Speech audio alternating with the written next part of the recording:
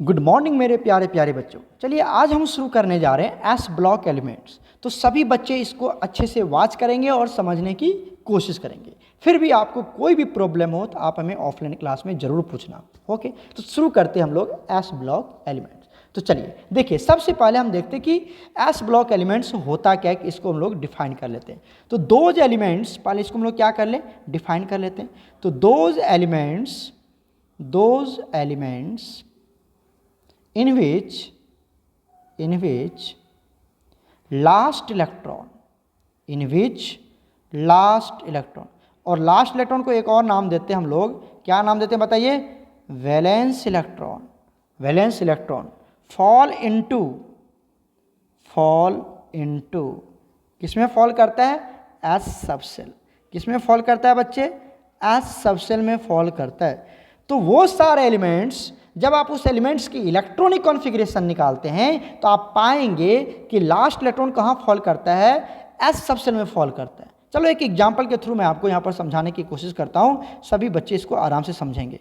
Example के लिए ले लेते हैं हम लोग सोडियम का एटॉमिक नंबर कितना होता है, 11 होता है, ऑलरेडी पता है। इलेक्ट्रॉनिक कॉन्फ़िगरेशन निकाल लो, क्या बनेगा, 1s2 2s2 2p6 3s1 बन गया। अब आप ये चेक करें, ये जो 1 है ब्लैक कलर में, ये जो 2 है, ये जो 2, ये जो 3, ये जो ब्लैक कलर में आया, ये सब किसको इंडिकेट करता है प्यारे बच्चों, किसको इंडिकेट करता है, ये सब इंडिकेट करता है किसको, जल्दी बताओ, सेल को इंडिकेट करता है। किसको इंडिकेट करता है, सेल को इंडिकेट करता है। और इसी को हम क्या बोल देते हैं, ऑर्बिट, मतलब प्रिंसिपल क्वांटम नंबर। और हम किस से करते हैं, एन से इंडिकेट करते हैं। क्लियर हो गया। अब आइए, ये जो आप देख रहे हो यहाँ पर एस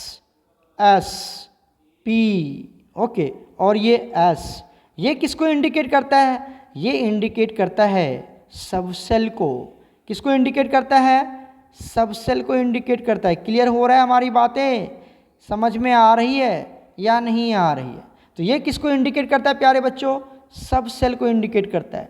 किसको इंडिकेट करता है, सब सेल को इंडिकेट करता है। अच्छा सर, यहाँ पर आप देखिए, ये जो 1 है रेड कलर में, ये जो 6 है, ये जो 2 है, ये जो 2 है, ये किसको इंडिकेट करता है, ये इंडिकेट करता है नंबर ऑफ इलेक्ट्रॉन्स को। किसको इंडिकेट करता है, number of electron present in that subshell, present in that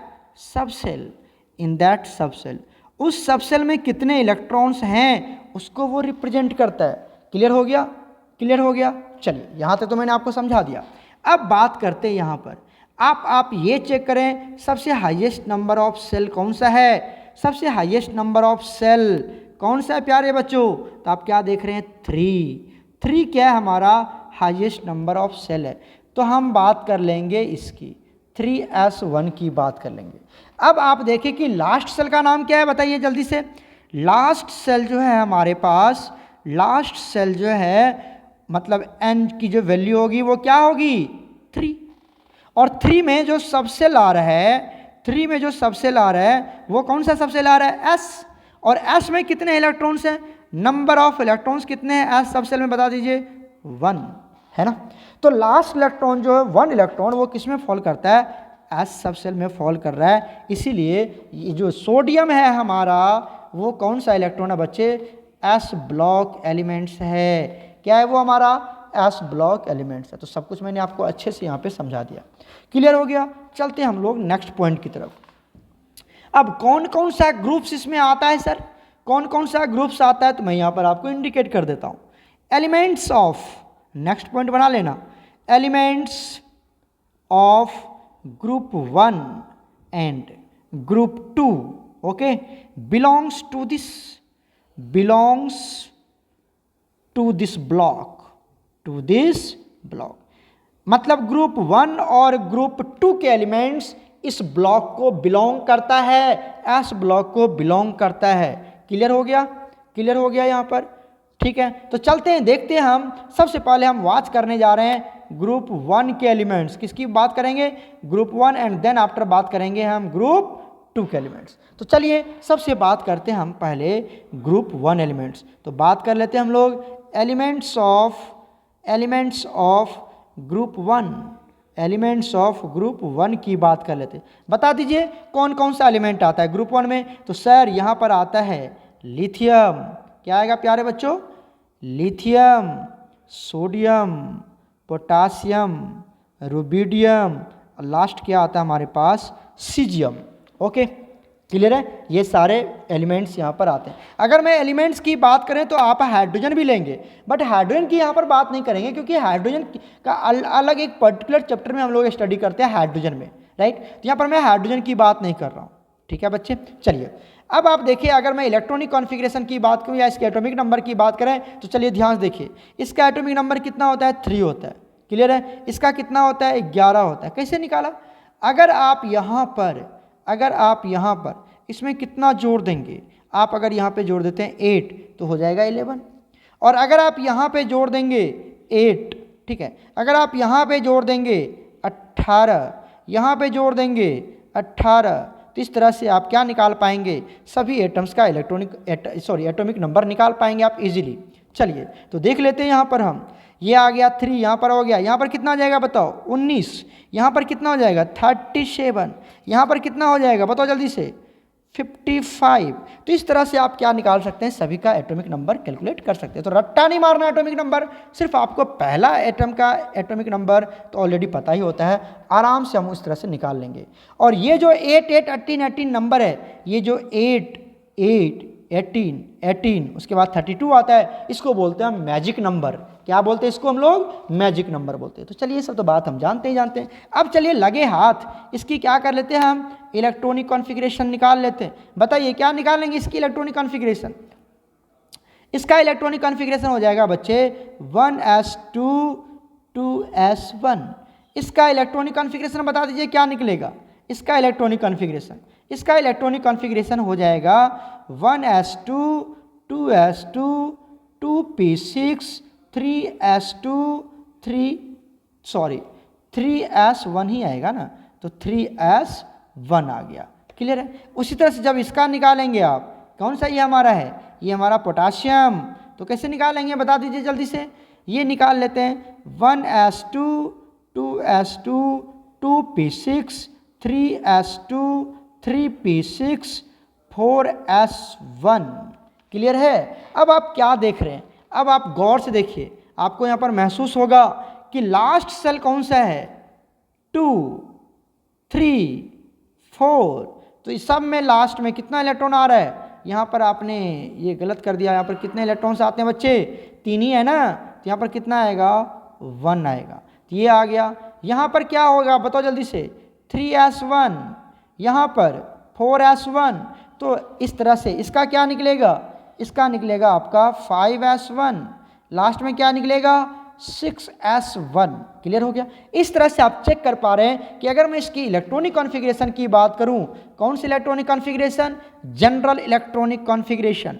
general electronic configuration की बात करें तो आपको क्या नज़र आ रहा है, 2 3 4 5 6, मतलब इसका अगर मैं n मान लूँ और साथ में क्या आ रहा है, s तो सब में आ रहा है और सब में एक ही इलेक्ट्रॉन आ रहा है, तो क्या बन गया यहाँ पर बता दीजिए जल्दी से, ns1 बन गया इसका जनरल इलेक्ट्रॉनिक कॉन्फ़िगरेशन। क्लियर हो गया क्या, क्लियर हो गया क्या। तो हमने ये बात कर ली कि ये एटम होते हैं यहाँ पर और इसके इलेक्ट्रॉनिक कॉन्फ़िगरेशन और जनरल इलेक्ट्रॉनिक कॉन्फ़िगरेशन की बात कर ली हमने यहाँ पर, कोई दिक्कत नहीं है, कोई दिक्कत नहीं है। चलो अब यहाँ पर प्यारे बच्चों एक बात और समझिए जो मैं आपको समझाने की कोशिश कर रहा हूँ। ये जो 2 है आपका, इधर इधर देखो इधर, और ये जो 3 है, ये जो 4 है, ये जो 5, ये जो 6, ये क्या है आपका, ये है आपका हाईएस्ट नंबर ऑफ या हाईएस्ट वैल्यू ऑफ n। तो हाईएस्ट वैल्यू ऑफ n जब आप वहाँ पे आपको इलेक्ट्रॉनिक कॉन्फ़िगरेशन में मिलेगा तो यही दे देगा आपको, क्या दे देगा, पीरियड नंबर। क्या दे देगा आपको, पीरियड नंबर दे देगा। समझ रहे हैं हमारी बात, यही क्या दे देगा आपको, पीरियड नंबर। क्या कहने का मतलब हुआ, ध्यान देखिए, क्या कहने का मतलब हुआ कि अगर आप इलेक्ट्रॉनिक कॉन्फ़िगरेशन कैलकुलेट कर रहे हैं, इलेक्ट्रॉनिक कॉन्फ़िगरेशन क्या कर रहे हैं आप, कैलकुलेट कर रहे हैं, तो वहाँ पर आपको जो हाईएस्ट नंबर ऑफ सेल मिलेगा वही क्या दे देगा आपको, क्या दे देगा आपको, पीरियड नंबर दे देगा। बताइए, आपको पूछेगा कि बताओ लिथियम कौन सा पीरियड से बिलोंग करता है, तो सेकेंड पीरियड से बिलोंग करता है ये। किससे? सेकेंड पीरियड्स पे, सेकेंड पीरियड में बिलोंग करता है। ये सोडियम थर्ड पीरियड में बिलोंग करता है, पोटासियम फोर्थ पीरियड में बिलोंग करता है, ये हमारा रुबिडियम फिफ्थ में, और ये सीजियम सिक्स्थ पीरियड में बिलोंग करता है। कर लेंगे आप, कर लेंगे। तो हमने पीरियड नंबर भी निकालना आपको यहाँ पर सिखा दिया। क्लियर हो गया? चलते हैं हम लोग नेक्स्ट पॉइंट की तरफ। अब आइए, अब यहाँ पर एक बात और ध्यान दीजिए, हम लोग पॉइंट की बात कर लेते हैं। क्या पॉइंट बात करते हैं? Group one elements okay are also called, क्या बोलते हैं इसको हम लोग? इसको बोलते हैं हम अल्कली मेटल्स। क्या बोलते हैं बच्चे? अल्कली मेटल्स बोलते हैं, अल्कली मेटल्स बोलते हैं। ग्रुप वन के एलिमेंट्स को हम लोग क्या बोलते हैं? Alkali metals. क्यों बोलते हैं? तो because they reacts with water, they reacts with water and forms क्या बनाता है ये?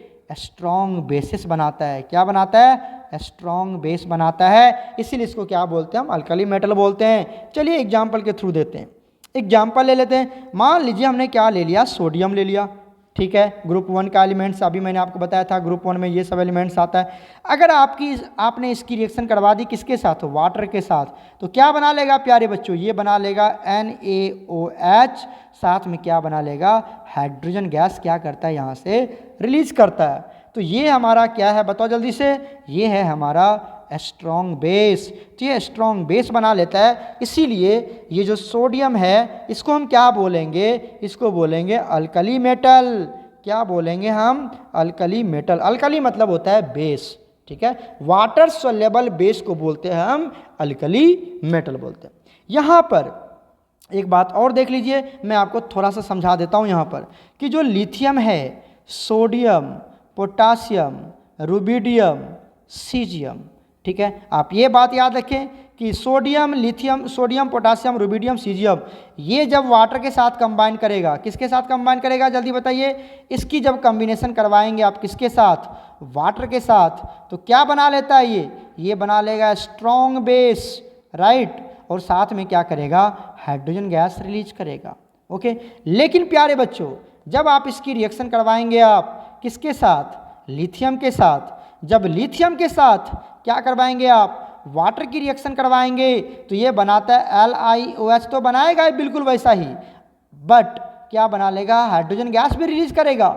लेकिन ये LiOH जो है ये क्या हमारा? वीक बेस है। ये क्या हमारा? Weak base. मतलब लिथियम क्या बनाएगा? वीक बेस बनाएगा। रिमेनिंग ऑल मेटल्स क्या बनाएंगे? स्ट्रॉन्ग बेस बनाएंगे, MOH टाइप का, जैसे LiOH, NaOH, तो MOH टाइप का बनेगा। एकदम क्लियर है?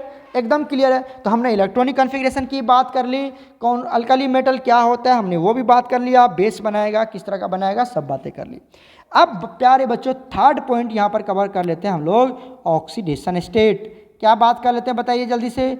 ऑक्सीडेशन स्टेट की बात कर लेते हैं। ऑक्सीडेशन स्टेट मतलब होता है ऑक्सीडेशन नंबर, और ऑक्सीडेशन नंबर को आप यूं भी चार्ज भी बोल सकते हो। क्या बोल सकते हो यहाँ पर? इसको चार्ज भी बोल सकते हैं। क्या बोल सकते हैं बताइए जल्दी से? चार्ज।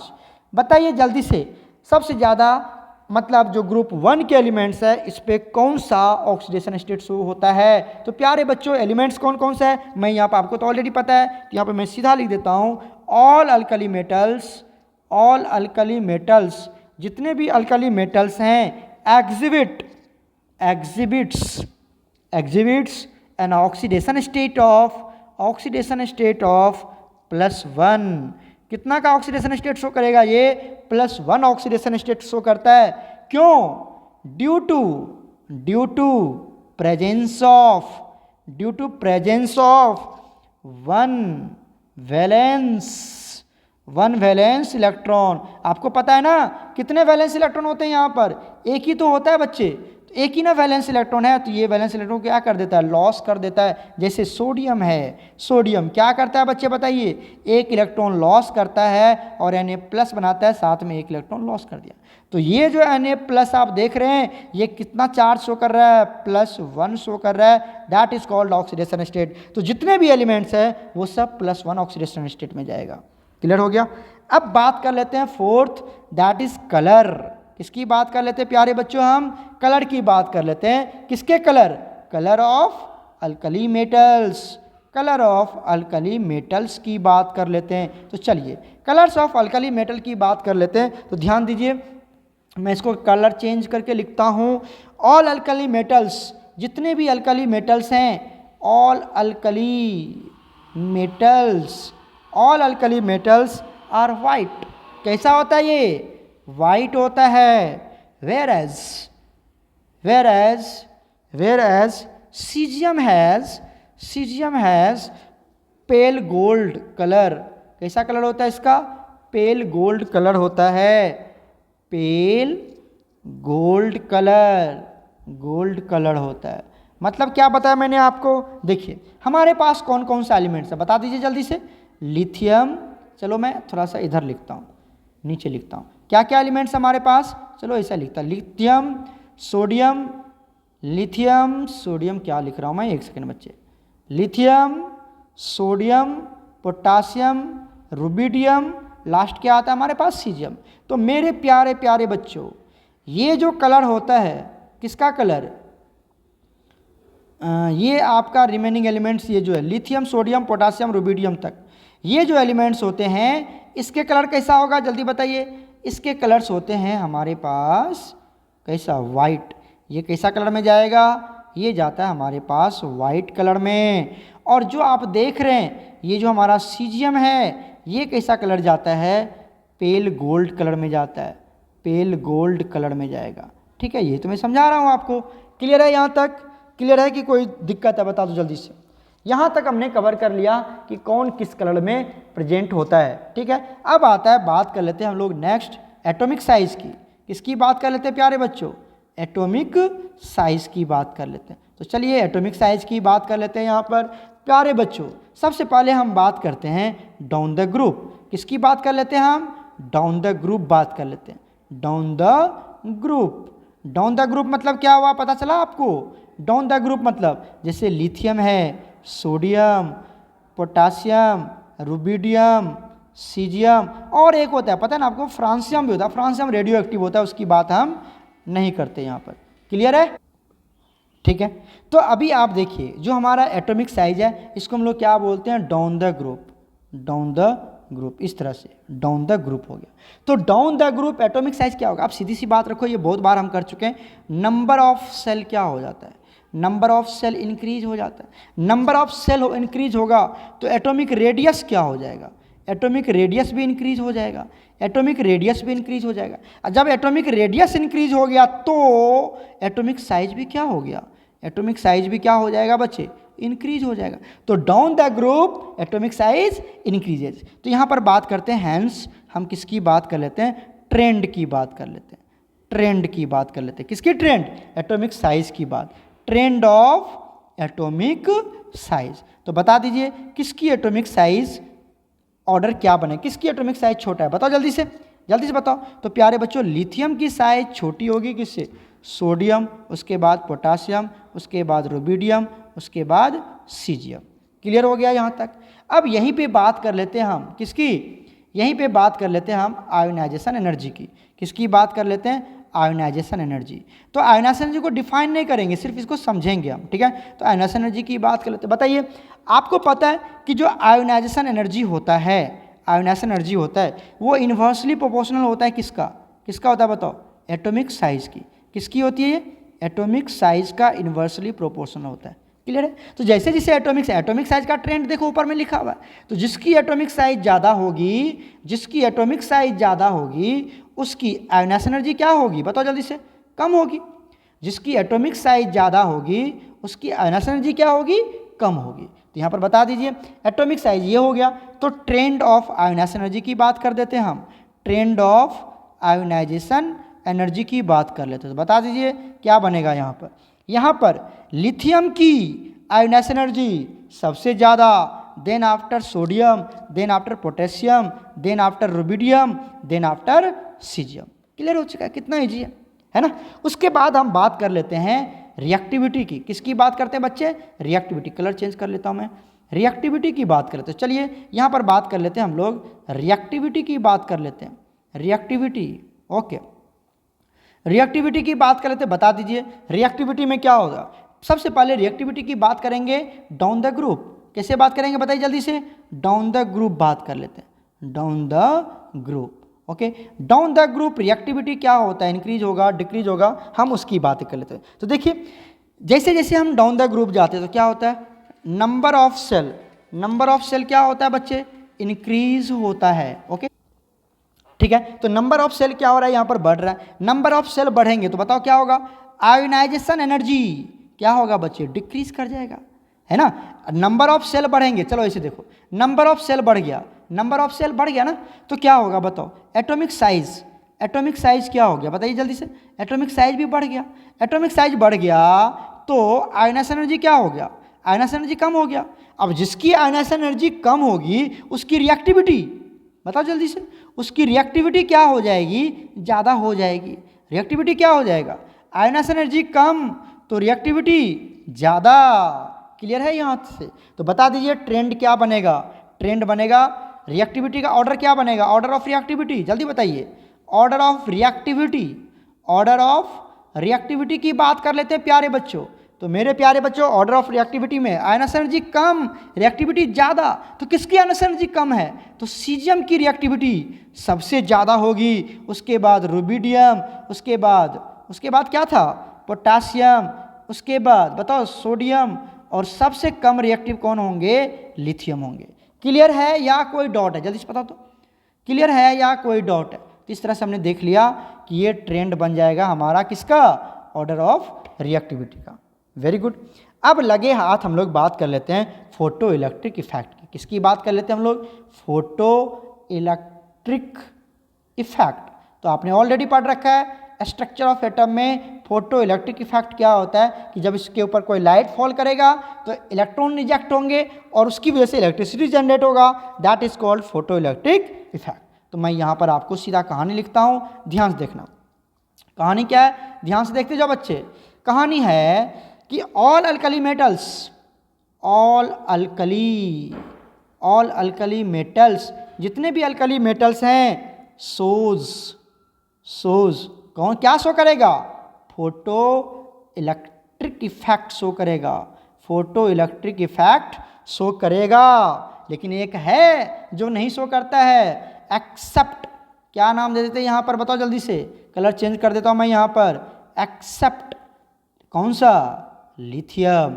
लिथियम को छोड़ के बाकी सभी क्या शो करेंगे, फोटो इलेक्ट्रिक इफेक्ट शो करता है। अब बात आती कि सर लिथियम क्यों नहीं शो करेगा, लिथियम क्यों नहीं शो करता है।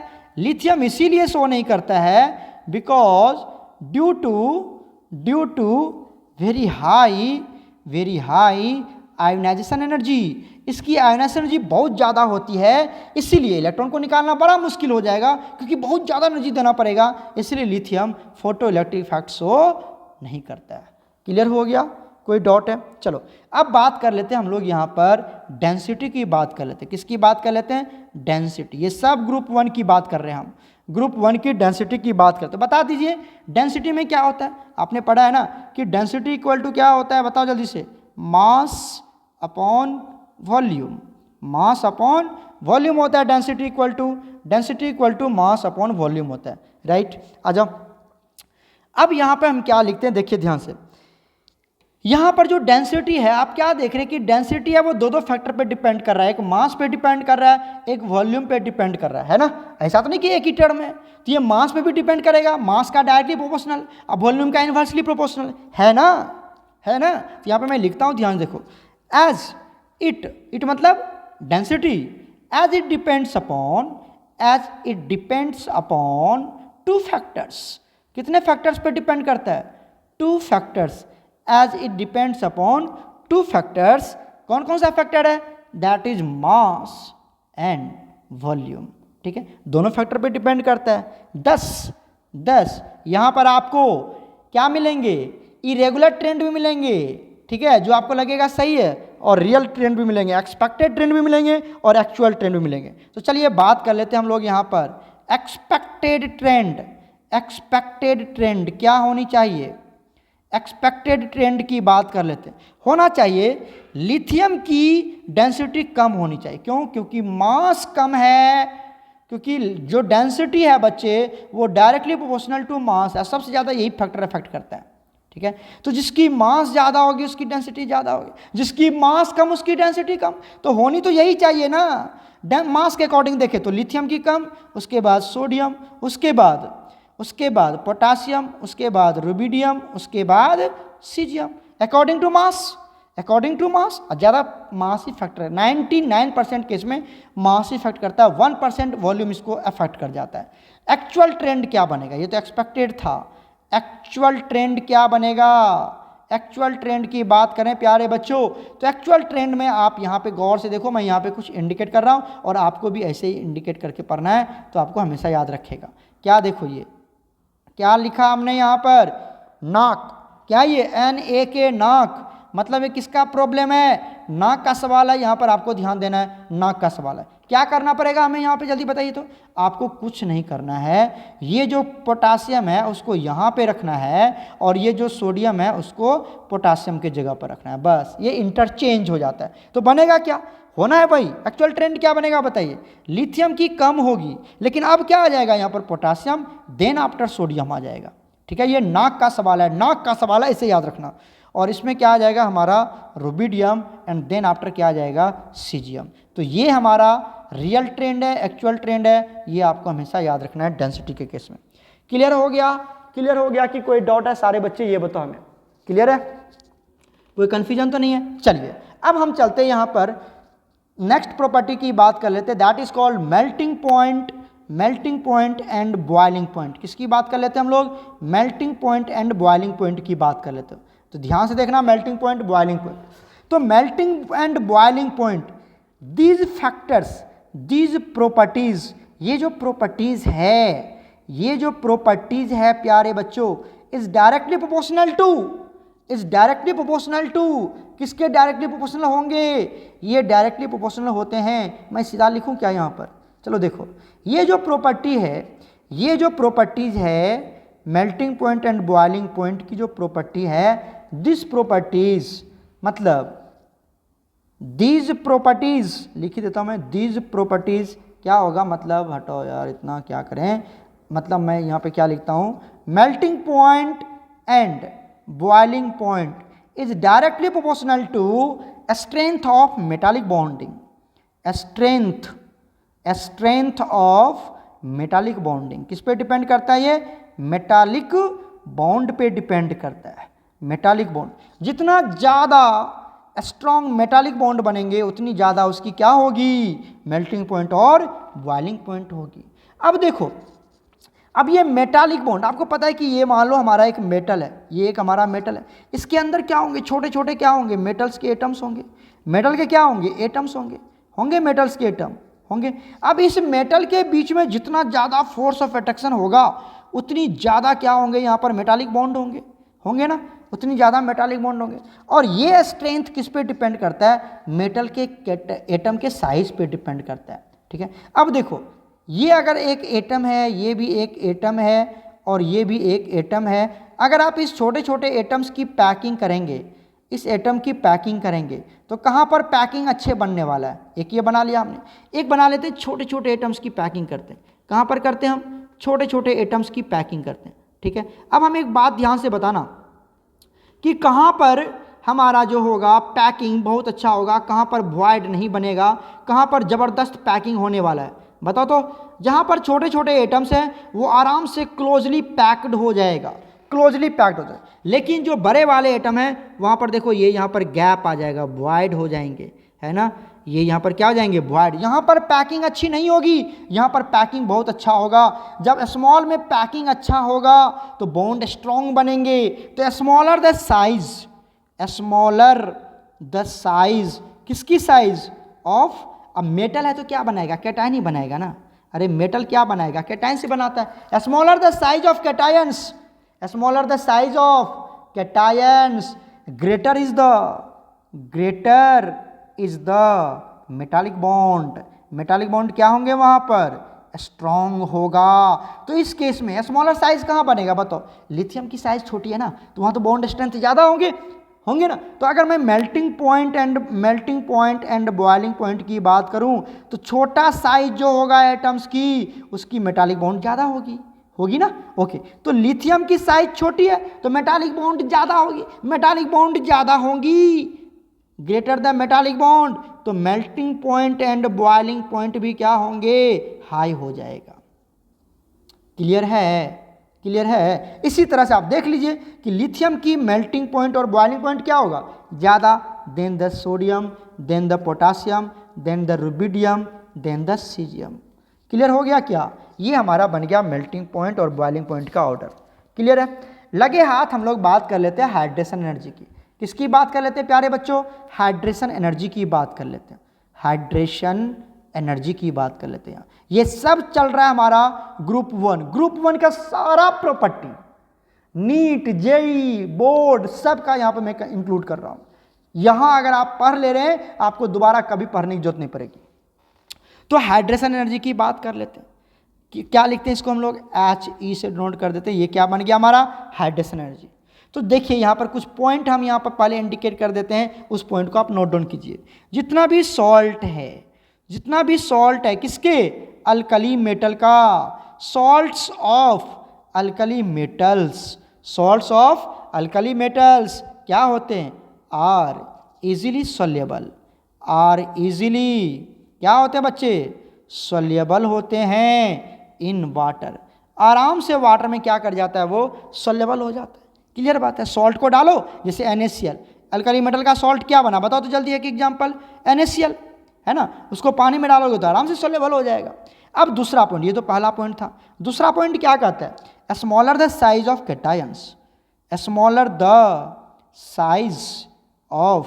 कैटायंस, अरे मेटल है तो कैटायन ही बनाएगा ना इलेक्ट्रॉन लॉस करके। ग्रेटर विल बी क्या होंगे यहाँ पर, हाइड्रेशन।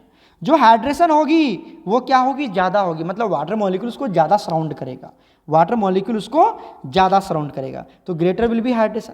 एंड दस जब हाइड्रेशन ज़्यादा तो हाइड्रेशन एनर्जी भी क्या होगी, वो भी ज़्यादा होगी, and greater will be hydration energy. तो मैं इसको वर्ड में लिख देता हूँ, क्या लिख देता हूँ यहाँ पर, ग्रेटर विल बी कौन सा, हाइड्रेशन एनर्जी रिलीज्ड। यहाँ पर बहुत सारा एनर्जी रिलीज होता है तो ज़्यादा एनर्जी रिलीज होगा। मतलब छोटा आयंस है, ठीक है, एक उससे बड़ा आयंस है, एक उससे भी बड़ा आयंस है, तो कहाँ पर वाटर मॉलिक्यूल ज़्यादा सराउंड करेगा, अब सपोज दैट यहाँ पर आपने एक ड्रॉप पानी डाल दिया, 1 ड्रॉप आपने वाटर डाल दिया, यहाँ पर भी 1 ड्रॉप पानी डाल दिया, यहाँ पर भी 1 ड्रॉप पानी डाल दिया, 1 ड्रॉप, ठीक है, वाटर डाल दिया। तो बताओ कौन ज़्यादा भींगेगा, कौन ज़्यादा भींग जाएगा, ये बताओ। तो बच्चे छोटा बॉल जो है वो ज़्यादा भींगेंगे। अब यहाँ बड़े बॉल में आपको नहीं है, अब ये वाले बॉल में कहाँ पानी गया आपको दिखेगा ही नहीं, है ना। तो छोटे वाले बॉल ज़्यादा भींगते हैं, मतलब वाटर उसको अच्छे से सराउंड कर लिया। तो smaller the size of cations, greater will be hydration, ज़्यादा पानी घेरेगा उसको और उसकी वजह से ज़्यादा एनर्जी भी रिलीज होता है। क्लियर हो गया, ठीक है। अब आ जाओ, अब बात कर लेते हैं हम लोग साइज ऑफ कैटायंस की, तो साइज ऑफ कैटायंस की बात करते हैं कब, पहला केस बनाते हैं, केस फर्स्ट। पहला केस बनाते हैं हम इन गैसियस स्टेट, कहाँ पर, इन गैसियस स्टेट। तो गैसियस स्टेट में साइज क्या होगा, ग्रुप 1 की बात कर रहे हैं हम, तो बताइए लिथियम की साइज छोटी होगी, पता है नहीं तो बात कर चुके हैं। उसके बाद देन आफ्टर सोडियम, उसके बाद पोटासियम, उसके बाद रुबिडियम, उसके बाद सीजियम, कोई दिक्कत तो नहीं है। अब बात करते हैं, ये क्या था, इन गैसियस स्टेट। अब बात कर लेते हैं हम लोग किसमें, इन एक्वस मीडियम। अब कहाँ बात कर लेते हैं, इन एक्वस मीडियम, मतलब आपने क्या किया, उस आयंस को पानी में डाल दिया। अब उसको पानी में डाल दिया तो छोटे आयंस को पानी ज़्यादा घेरा था ना, ज़्यादा साउंड किया था ना, देखो ना ज़्यादा भिंगा देगा इसको, है ना। तो एक्वस मीडियम में जो जितना भीगेगा उसकी साइज और बड़ी हो जाती है। तो यहाँ पर जस्ट इसका अपोजिट हो जाएगा प्यारे बच्चों। अब क्या हो जाएगा, Li प्लस एक्वस, क्योंकि पानी घेर लिया उसको, एक्वस बना लिया उसको, इसकी साइज ज़्यादा हो जाएगी, सबसे ज़्यादा। जो यहाँ पर सबसे छोटा था अब एक्वस मीडियम में उसकी साइज सबसे बड़ी। अब क्या आ जाएगा, then after Na plus aqueous, समझ रहे हैं हमारी बात, then after K plus aqueous, समझ में आ रहा है, इस तरह से लिख लेंगे आप, ठीक है। इसकी साइज ये हो गई। अब हमें बता दो, अब यहाँ पर बात कर लेते हैं हम लोग नेक्स्ट पॉइंट। नेक्स्ट पॉइंट आता है, अब आपको पता चल गया कि जब वो पानी में नहीं था, जब वो पानी में नहीं था तो उसकी साइज ये थी, उसकी साइज यही थी ना, जब वो वाटर में नहीं था तो, मतलब बिफोर हाइड्रेशन। ये हो गया आफ्टर हाइड्रेशन। इसको क्या बोलेंगे हम, बताओ तो, इसको बोलेंगे बिफोर हाइड्रेशन। चलो मैं यहाँ पे लिख देता हूँ, आपको ध्यान से देखिए, यहाँ पे क्या लिखते हैं हम, बिफोर हाइड्रेशन। क्या लिख सकते हैं इसको, बिफोर हाइड्रेशन, ठीक है। और ये इसको क्या लिखेंगे, आफ्टर हाइड्रेशन। आफ्टर हाइड्रेशन, जब वो पानी में चला गया तो आफ्टर हाइड्रेशन, ओके, तो ये बन गया। अब बात कर लेते हैं यहाँ पर आयोनिक मोबिलिटी की, आयोनिक मोबिलिटी, मोबिलिटी, और यही हो जाएगा same to same electrical conductivity. क्या हो जाएगा यहाँ पर, इलेक्ट्रिकल कंडक्टिविटी की बात कर लेते हैं, इलेक्ट्रिकल कंडक्टिविटी की बात कर लेते हैं, दोनों एक ही बात हो जाएगा। मतलब आयनिक मोबिलिटी मतलब कि वो पानी में कितना अच्छे से मूव कर पाएगा। अब देखो ना, इसकी साइज तो बड़ी हो गई, इसकी साइज क्या हो गई, जो जिसकी जितनी बड़ी साइज होगी क्या वो उतने अच्छे से दौड़ पाएगा, मूव कर पाएगा, तो उसकी आयनिक मोबिलिटी क्या हो जाएगी, कम हो जाएगी। साइज लिथियम की बड़ी है तो आयनिक मोबिलिटी भी क्या हो जाएगी, सेम टू सेम हो जाएगा। तो यही फंडा यहाँ पर दोनों के लिए हो जाएगा। तो जो आयनिक मोबिलिटी हो जाएगी Li प्लस एक्वस की, वो सबसे क्या हो जाएगी, कम। अब ये इसका उल्टा, अब ये साइज बड़ा हो गया ना, अरे इधर देखो, साइज इसकी सबसे बड़ी है, तो अब वो दौड़ पाएगा क्या, नहीं दौड़ पाएगा, तो मोबिलिटी कम होगी, है ना। उसके बाद क्या हो जाएगा, Na प्लस एक्वस की, then after K plus aqueous की, देन आफ्टर, तो यही हो जाएगा इलेक्ट्रिकल कंडक्टिविटी की, यही हो जाएगा आयनिक मोबिलिटी की। क्लियर हो गया। तो ये आप साइज ऑफ कैटायंस की पहले हमने बात करी, कब, बिफोर हाइड्रेशन, आफ्टर हाइड्रेशन। उसके बाद हमने बात कर ली आयनिक मोबिलिटी या फिर इलेक्ट्रिकल कंडक्टिविटी। तो ये ट्रेंड बन जाएगा उसका, कर लोगे, अच्छे से नोट्स बना लेना, अच्छे से नोट्स बनाना। क्लियर हो गया। एक और प्रॉपर्टी देख लेते हैं हम लोग, और उसकी बात कर लेते हैं हम लोग कहाँ पर, फ्लेम टेस्ट में। कहाँ बात कर लेते हैं हम लोग, उसकी बात कर लेते हैं फ्लेम टेस्ट, फ्लेम टेस्ट में बात कर लेते हैं। अब ये फ्लेम टेस्ट क्या होता है, इसकी भी हम लोग यहाँ पे चर्चा कर लेते हैं। बताइए फ्लेम टेस्ट क्या होता है। फ्लेम टेस्ट होता है, मैं इसको थोड़ा सा डिस्क्राइब कर देता हूँ, कुछ बच्चे जो बोर्ड वाले बच्चे होंगे वो समझ जाएंगे, ठीक है, और जो कॉम्पिटिटिव बैच है तो वो तो आराम समझ में आ जाएगा। वेन दीज एलिमेंट्स, कौन सा एलिमेंट्स, अरे ग्रुप 1 के एलिमेंट्स, ग्रुप 1 एलिमेंट्स, ठीक है, आर हीटेड, जब आप उसको क्या करते हैं, हीट करते हैं, ठीक है, then electron is excited, electron is excited, क्यों, क्योंकि आप उसको हीट कर रहे हैं तो हीट एनर्जी दे रहे हैं। इलेक्ट्रॉन को हीट एनर्जी मिलेगा तो अपना ऑर्बिट छोड़ के हायर ऑर्बिट में चला जाएगा। तो देन इलेक्ट्रॉन इज एक्साइटेड, ठीक है, कहाँ पर, to the higher shell, to the higher shell. कहाँ पर एक्साइट हो जाएगा वो, हायर सेल में चला जाएगा, वो कहाँ चला जाएगा, हायर सेल, ठीक है। एंड देन कम, अब वहाँ रुकेगा नहीं, चला तो गया, फिर क्या हो जाएगा, वो वहाँ से बैक हो जाएगा। And then come back, and then come back, and then come back. अब जब वो बैक होगा तो जो एनर्जी एब्जॉर्ब करके वो हायर सेल में गया था, मैं अभी बताता हूँ आपको, वो एनर्जी वो रिलीज करता है, ठीक है। देन कम बैक, ठीक है, बाय रिलीजिंग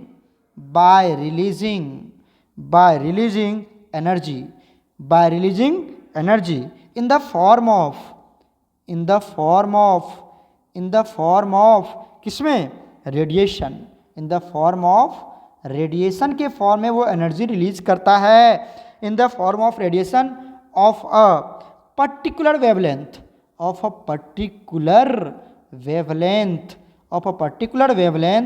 और कलर। एक पर्टिकुलर वेवलेंथ और कलर का वो क्या करता है, रेडिएशन इमिट करता है। क्या बताया कि मान लो यहाँ पर ये क्या हमारा, ये हमारा एक न्यूक्लियस है, और ये हमारा क्या है, एक ऑर्बिट, ये हमारा ऑर्बिट है। यहाँ पर बच्चे क्या है, एक इलेक्ट्रॉन है, एक इलेक्ट्रॉन है। आप इसको क्या कर रहे हैं, हीट कर रहे हैं। कोई भी एटम है, हाइड्रोजन एटम मान लो कोई सा भी है, ये हमने हाइड्रोजन स्पेक्ट्रम में भी आपको पढ़ाया था, है ना। इसको आप जब हीट करेंगे, हीट जब करेंगे प्यारे बच्चों, हीट कर रहे हैं इसको, ये क्या किसका सिंबल है, ये हीट का सिंबल। तो इस इलेक्ट्रॉन को हीट एनर्जी मिलेगा। अब ये इलेक्ट्रॉन क्या करेगा, जंप करके कहाँ चला जाएगा बताओ, ये इलेक्ट्रॉन जंप करके कहाँ चला जाएगा, ये इलेक्ट्रॉन जंप करके चला जाएगा हायर सेल में। कहाँ चला जाएगा बच्चे, हायर सेल में जंप करके चला जाएगा। तो इलेक्ट्रॉन तो अब यहाँ आ गया, लेकिन वो यहाँ रुकता नहीं है, मुश्किल से 10⁻⁻8 सेकेंड के लिए रुकता है, और फिर से वो इलेक्ट्रॉन क्या हो जाता है बच्चे, फिर से वो इलेक्ट्रॉन क्या हो जाता है, बैक हो जाता है। तो फिर से वो इलेक्ट्रॉन अपने ही ऑर्बिट में क्या हो गया, बैक हो गया। क्लियर है। लेकिन जब वो गया था यहाँ पर, तो एनर्जी क्या किया था, वो एनर्जी को एब्जॉर्ब्ड किया था। एनर्जी को क्या किया था, वो एब्जॉर्ब्ड। ओके, कौन सा energy, heat energy. Heat energy absorb हुआ था, लेकिन जब वो बैक हो रहा है तो वो हीट एनर्जी को क्या करेगा, हीट एनर्जी को क्या करेगा बताओ, heat energy released, heat energy released किसके फॉर्म में, इन द फॉर्म ऑफ रेडिएशन। मतलब अब वहाँ पर क्या निकलेंगे, अब यहाँ पे निकलेंगे प्यारे बच्चों रेडिएशन निकलेंगे। क्या निकलेंगे, रेडिएशन। ठीक है, तो यहाँ पर क्या निकलेंगे, अब आपके रेडिएशन निकलता है। क्लियर हो गया। इस तरह की वो एनर्जी अब इन द फॉर्म ऑफ रेडिएशन। अब इस रेडिएशन की वेवलेंथ होगी ना, अरे देखो ना, ये क्रेस्ट, ये क्रेस्ट, इसके बीच की जो आप लाइन ड्रॉ करो, इसी को बोलते हैं हम लैम्डा। तो ये वेवलेंथ जिस लाइट के रेंज में फॉल करेगा, उसी लाइट के हम वो एलिमेंट दिखेगा, वो एटम उसी लाइट का दिखेगा हमें, तो उसी को हम बोलते हैं फ्लेम टेस्ट। क्लियर हो गया। फ्लेम टेस्ट क्या होता है, तो कौन है, ये तो बोर्ड के लिए था। अब कंप्यूटर में कैसा क्वेश्चन आता है, अब आप वो चेक करें। अब हमें ये बताओ कि कौन कौन से एलिमेंट हमारे पास ग्रुप 1 में, lithium, sodium, potassium, rubidium and caesium, यही है ना। चलो देखो, अब आप ये चेक करो, ये जो लिथियम है ये हमारा शो करता है, कौन सा कलर शो करेगा, जब इसको फ्लेम पे देके हीट करेंगे तो ये शो करता है क्रिम्सन। एकदम याद रखना, ये शो करता है crimson red colour, crimson red colour show करता है जब इसको आप फ्लेम पर देंगे। सोडियम येलो कलर शो करता है, कैसा कलर शो करेगा, येलो कलर शो करेगा। पोटासियम कौन सा कलर शो करेगा, वायलेट। पोटासियम कैसा कलर शो करता है, वायलेट। जो रुबिडियम है वो कैसा शो करेगा, रेड कलर शो करेगा। और जो सीजियम है प्यारे बच्चों, वो कैसा शो करेगा, ब्लू कलर शो करता है। तो जब इस सारे एलिमेंट्स को आप हीट करेंगे तो वो क्या करता है, फ्लेम टेस्ट देता है, और कौन सा कलर शो करेगा ये भी हमने आपको यहाँ पर मेंशन किया। ये वेरी वेरी इंपॉर्टेंट है, आप ये याद रखना, नीट में 1000 बार क्वेश्चन आया हुआ है। क्लियर हो गया यहाँ तक। तो ये हमने क्या कर लिया, फ्लेम टेस्ट भी यहाँ से हमने कवर कर लिया। क्लियर है।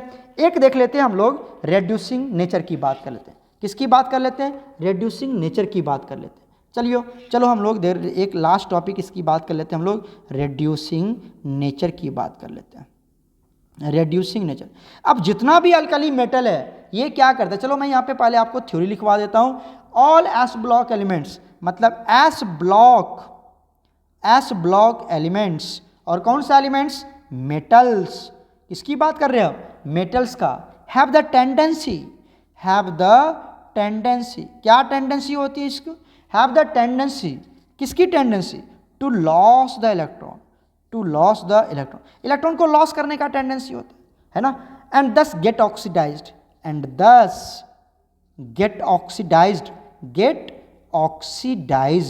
ऑक्सीडाइज्ड हो जाता है यहाँ से, है ना। जैसे देखो, मान लो हमने क्या ले लिया, सोडियम ले लिया। सोडियम क्या करेगा बताओ, ये कन्वर्ट हो जाता है Na+ में, और साथ में एक इलेक्ट्रॉन लॉस कर दिया। ओके सर, बताओ यहाँ पर सोडियम पे कितना चार्ज, कुछ नहीं है तो 0। इस पे कितना चार्ज हो गया, +1। तो बताओ क्या हुआ, अरे सर वही बात पूछ रहे आप, यहाँ पे 0 से किस में चला गया, +1 में चला गया। तो क्या कहलाएगा, ये ऑक्सीडाइज नहीं हो गया क्या, ऑक्सीडाइज नहीं हो गया क्या।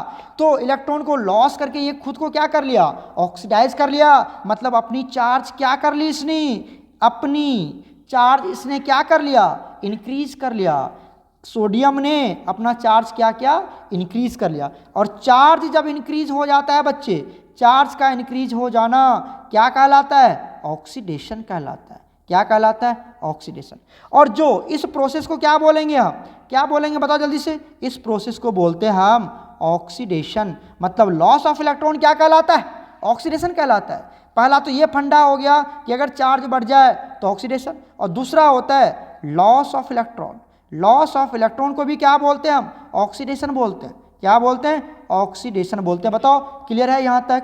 लॉस ऑफ इलेक्ट्रॉन को भी हम क्या बोलते हैं? ऑक्सीडेशन बोलते हैं। क्या किसी बच्चे को कोई डाउट है? ये हमने आपको यहाँ से समझा दिया, ऑक्सीडेशन दोनों मतलब। ठीक है, अब आप देखो जो रिएक्टेंट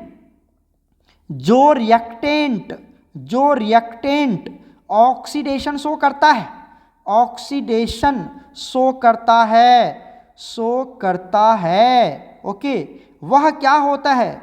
वह रेड्यूसिंग एजेंट कहलाता है। क्या कहलाता है? वो रेड्यूसिंग एजेंट कहलाता है। जो क्या कहता है बताओ, क्या लिखा हमने, क्या लिखा? जो रिएक्टेंट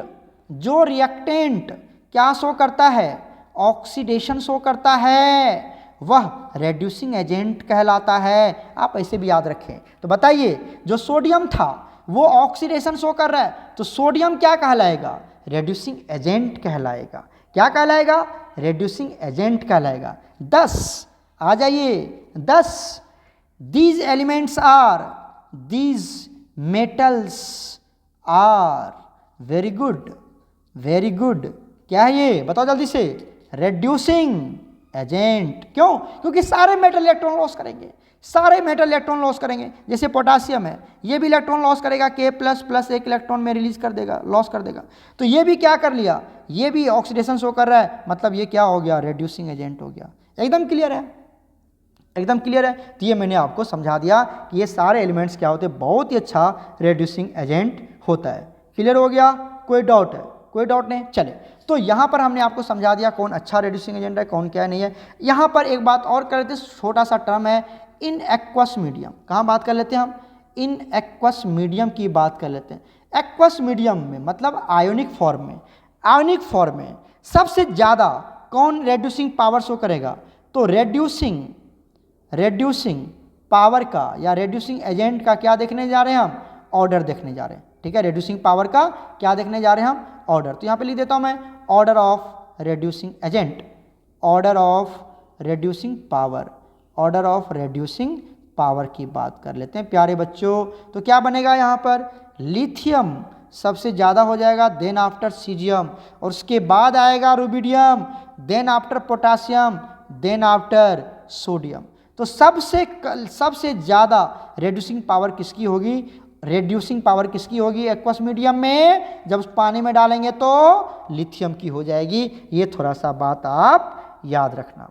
क्लियर हो गया? कोई दिक्कत है? कोई दिक्कत तो नहीं है? यहाँ पर हमने आपको समझा दिया। ठीक है बच्चे, तो आज का लेक्चर हम लोग इतना पे कवर करते हैं। नेक्स्ट क्लासेस से हम ग्रुप 1 के केमिकल प्रॉपर्टीज़ की बात करेंगे। ओके बच्चे, ये सारे था हमारा फिजिकल प्रॉपर्टीज ऑफ ग्रुप 1। अच्छे से वाच करना, पूरा डिटेल हमने यहाँ पर इसको कवर किया है। तो सभी बच्चे अच्छे से वाच करना, अच्छे से रीड करना, नोट्स बनाना। ओके बच्चे, गॉड ब्लेस यू ऑल।